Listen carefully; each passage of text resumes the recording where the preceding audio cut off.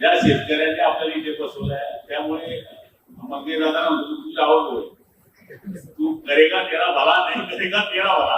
म्हणजे सांगायचा अर्थ असं फक्त शेतकऱ्यांना वाचवा म्हणून आम्ही विश्वास तुमच्यावर टाकलेला आहे. नाहीतर मग मागचे बरे होते अशी मजेची वेळ येऊ नये.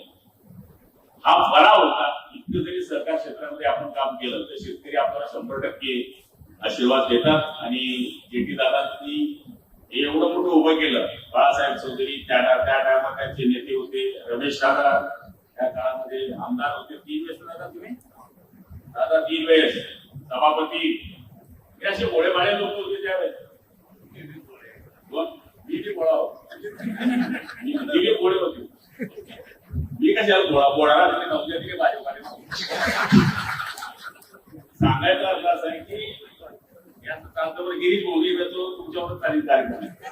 तर सांगायचा अर्थ असा आहे की हे सर्वसाधारण त्या काळात काँग्रेसच्या काळात हे काम करणारे कार्यकर्ते होते.